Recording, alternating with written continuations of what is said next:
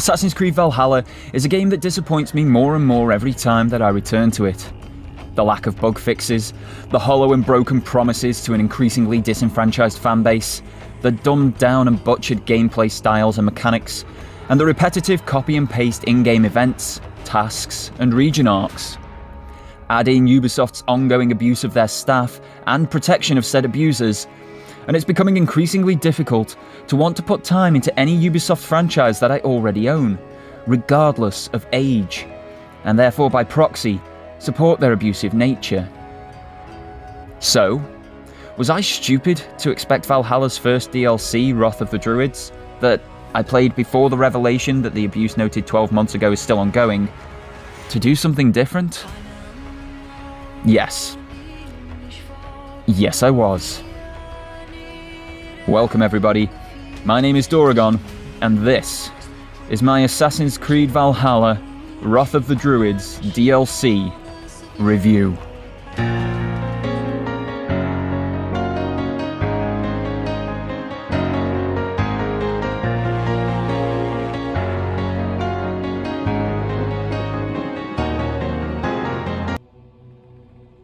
Before jumping into my script and tackling this review, I do just want to quickly give a top-level overview of my thoughts on the abuse allegations and situation at Ubisoft. A quarter of all staff have reported abuse in Ubisoft. They've reported it to HR and higher management, and when nothing's been done there, they've then reported it to investigative journalists. A quarter of all staff. That means every single person who works in that business knows someone who has been abused in the workplace, whether that be mentally, physically, emotionally, professionally, or sexually. It really doesn't matter what sort of abuse it's been. No one should be subject to that in the place that they work. A workplace should be a safe space, should be somewhere that you go that you can put your absolute best in productively and come away with a sense of satisfaction, even if it's not, say, your dream job. But Ubisoft haven't allowed that. They've... what's the word I'm looking for here? They've created... cultivated, that's it. They've cultivated an abusive workplace and an aspect of fear within their staff, and that should never be the case. Anybody who thinks that it's okay to do such a thing is not worth the air that they breathe. Pure and simple. Abuse is not tolerated, and I think that is the most high-level overview I can give of that. It's not tolerated, and me personally, until things change, until all of these abusive entities are gone and there is wholesale change within Ubisoft as a whole, as much as I want to play their franchises and games, I am done with them. They will not get my money. They will not get my support because I don't support abusive people. And whilst I am guilty of doing it in the past through ignorance, my eyes have been opened and I will not do it again. And I do hope that good people will join me in boycotting the Ubisoft studios until such a time as things have drastically improved. So thank you for listening, and now to the review. Let's recap my thoughts on the main game to give you an idea of my stance on it. That way, you can see if my views will be of any use to you.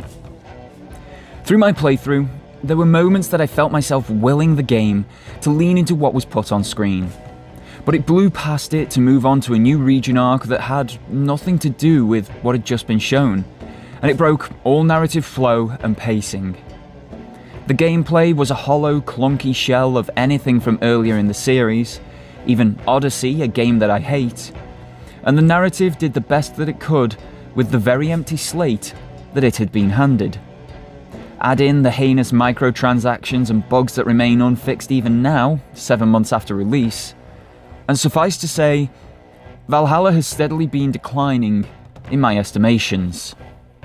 But I finished the game. I spent the 100+ hours on the narrative, and having also obtained the season pass at launch, was interested to see if this first drop of DLC did anything to change my mind.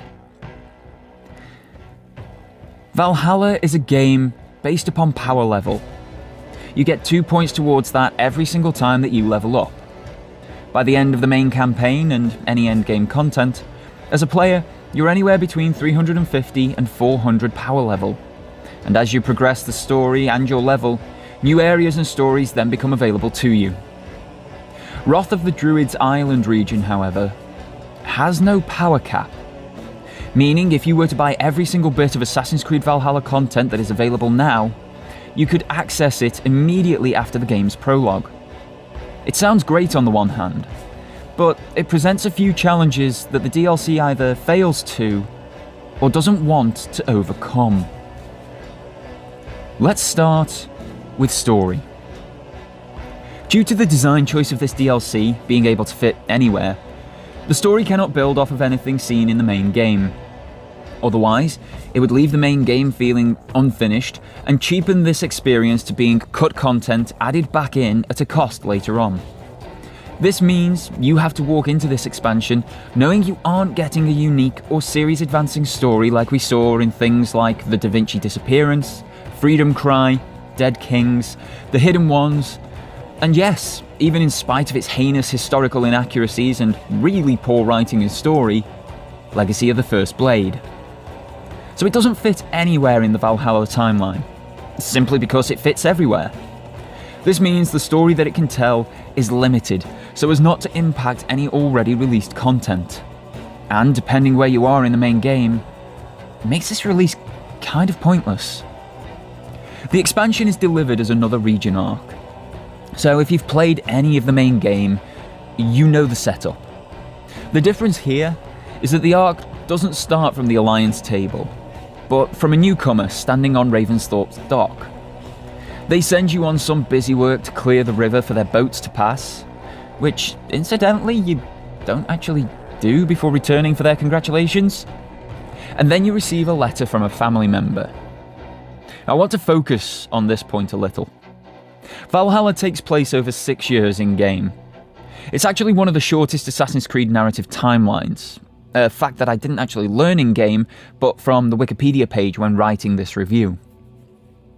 My personal experience of Valhalla was the main narrative completed over the course of 100-ish hours, and this was all done 3 months before the DLC launched.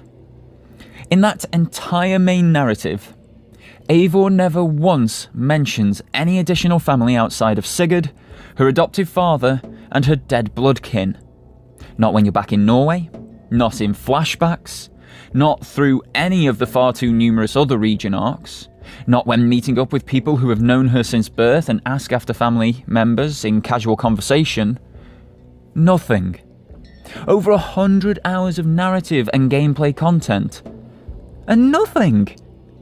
Where the hell has this random cousin popped up from to call her over to Ireland, 6 years after she's arrived in and conquered the whole of England? Now I can suspend disbelief in video games. In this particular franchise, I've been doing it with leaps of faith and pieces of Eden for 14 years now. But this? This is just poor writing.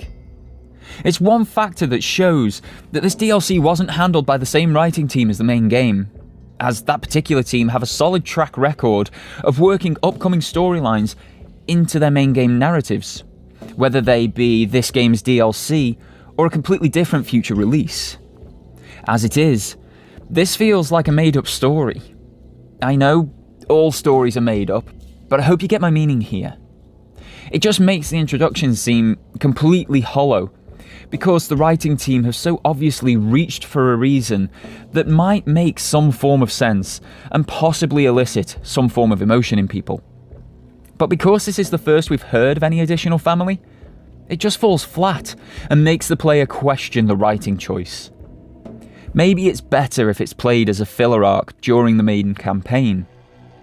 But I completed that 3 months ago, and Wrath of the Druids is meant to be after launch paid for additional content. It should be able to be experienced after the main campaign and still make sense. It's lazy, paint-by-numbers writing, and it's a poor choice of opening gambit. Anyhow, a random cousin who we've never ever been mentioned before is somehow king of Dublin and invites Eivor to go over, but only after Eivor builds his mate a house in Ravensthorpe. That she'll never use again. Because reasons. After this, it's very much a standard Valhalla story arc. Things happen, and the residents of Dublin are completely incapable of helping themselves, or doing anything to assist.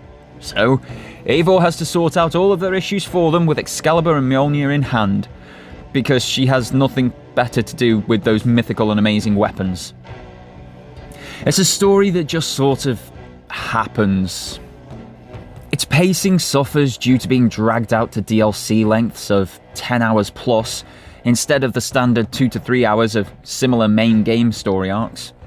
And there's just nothing special about it at all. I felt like I'd played this story in the main game at least 3 other times. As such, you could literally plonk this arc in as filler anywhere in the narrative, and it would fit just as well as any of the other filler arcs within the game. It loses additional marks for the mythological beasts, which the head writer of the main release said weren't in this game at all, undermining both his words and 14 years of rules to making these games. But overall, narratively, it just exists. And with no real home in terms of the narrative it tells, it struggles to carve out any form of identity for itself. Gameplay-wise, I could literally copy and paste my remarks from my review of the main game into this one. Nothing has improved. If anything, I'd say it's probably gotten worse. Controls are still sluggish and imprecise.